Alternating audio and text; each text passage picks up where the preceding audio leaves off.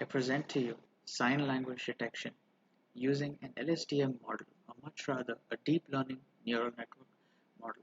The research has been done by myself, Mandala Maditya Rao, of BITS Pilani Dubai campus under the able mentorship of Dr. Shashank Khurana in accordance with the ninth Undergraduate Student Research Competition 2022 hosted by the Abu Dhabi University. The working prototype of the same has been created and real-time images have been captured, which we will look at the end of the video. So without further ado, let's dive deeper into the topic at hand. So let's have a look at the introduction.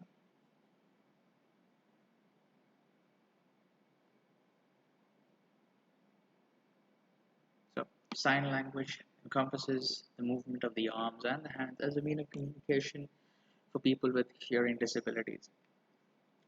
Now we have used the vision-based approach here, or the computer vision or AI-based approach, which mainly focuses on the detection of two major things, particular features and categorization of your input data. Now, the reason I have chosen a deep learning neural network is simply because of the fact that it is able to look at any data that it has never seen before, which is your unsupervised data in this case, and it's in any unstructured form, right? And it is able to memorize it, learn with it, and then produce viable outputs. Moving on ahead to the abstract. So this gives us a basic gist of the model that I have used here, which is an LSTM neural network, which is short for long short-term memory. And the sole reason that I've used an LSTM neural network is because of the fact that it renders in higher accuracy, which is at a whopping 94%, which is pretty high compared to a lot of these convolutional neural networks that are present out there. And as you can see in the image that I've displayed here, this is the general working of a deep neural network. So you have the input layer, which you send your data sets as inputs, and it goes through a series of these hidden layers and processes to give us the output in the final format in the form of predictions, which will later be sent into your training and testing phase, as we would look at in the coming slides, followed by the dataset extraction. Now, this step is one of the most important and primary steps in building a working neural model. So the main process that goes here is we extract key points in real time based off of your face, your hands, your shoulders in order to produce output based on a probability statistic bar. So as you can see in this image here, raw images are fed into the system. We classify the images in two different formats. One is for testing and one is for training. Normally in the ratio of 70-30 or 80-20. And after that, the images for training go through an augmentation phase, which is later then stored onto certain folders and labels, which is basically for the aesthetic look of it. Moving on to the methodology employed in this project. So there are basically 11 major steps that have gone into the production of this project. Firstly being importing and installing dependencies. So since this project has been done in Python, we focus on major dependencies on Python that Python has to offer, which is matplotlib, which helps us to plot our graphs, and numpy, which helps us to view our datasets in the form of arrays. Then we have TensorFlow, Keras, utilities, TensorBoard, which we would get to in a little while, which has helped us get this project to fruition, followed by the key points using MP-Holistic. So MP-Holistic is again a software which stands for Media Pipe Holistic. So it's a software or program that allows us to extract key points on your face, your shoulders, your lips, cheeks, or shoulder width, all the good stuff. And once that is done, you extract the key points, followed by storing these key points in setup folders for collection.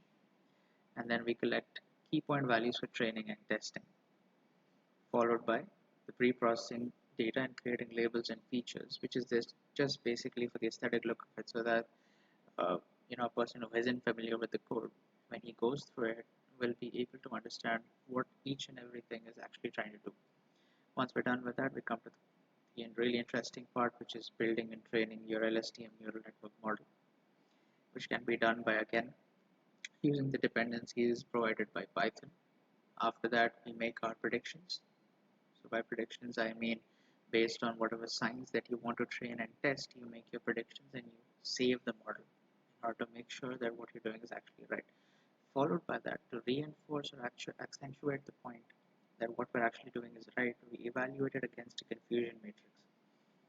We do that and we get an accuracy graph followed by an epoch loss graph, which we will be looking at in just a short moment, followed by testing the product in real time.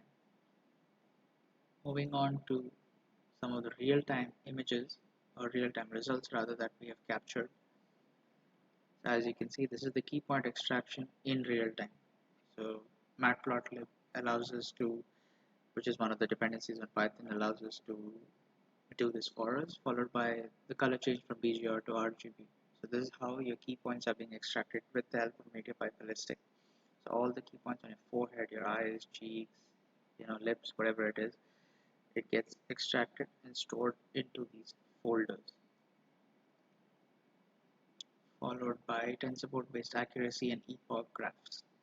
So as you can see, based on multiple training and testing sets, these are the graphs that you would expect to get. If you look at the epoch accuracy graph, you can see that most of the accuracies are tending from 0.7 to 1, which is exactly what we want, which is essentially 70% to 100% accuracy. Those are the starting few tests, but after that, as you can see, all the tests are starting from around 80% accuracy and moving to 100% accuracy, which is exactly what we want, followed by the epoch loss graph. So as you can see, it just reaches its peak at 400 a ping and then drops down immediately, which is exactly what we would be looking for in a perfect loss graph, followed by some of the real-time detection and probability of signs. So as you can see here, this is the testing that I've done in real time, and the sign for I love you, based on that the orange probability bar gets highlighted and it gets printed on the console above in the blue taskbar, followed by hello. So as you can see, this works perfectly fine. So now we would actually go through and look at how it looks like in real time. So this is the code that I have written for it. So if I just run this piece of code once and convert it to the language that we want, which is Arabic in our case, as you can see, hello gets printed out onto the console, followed by thanks, followed by I love you. Yeah, so all of this gets printed out onto the console, and as you can see here, in real time it's being detected, and on the console the corresponding Arabic word is being generated. Moving back to our presentation, so we see these are some of the real-time successful conversion to Arabic language. This is what was getting printed out on the console that I've just shown to you guys a short while ago. So the equivalent Arabic word for hello, I love you, and thanks gets printed out onto the console perfectly. Now, in addition to this, and just because I was curious, I worked on some other languages. Why just restrict myself to one language? So I just went on ahead and worked on converting the same things into 7 different languages, so namely your English, Hindi, French, German, Greek, and Spanish. So as you can see, the corresponding words have been generated successfully into the corresponding languages. So finally, I would like to conclude by saying that machines and neural network systems have shaped the future for pretty much every single project that arises out of the younger generation or youth's minds, and it's pretty much a boon that has been granted to us, and technology has graced our lands. So we should be grateful for it, and hopefully, man and technology can live together in symbiosis, and so that the future generations also benefit from this. Thank you so much, and hope you guys enjoyed the video.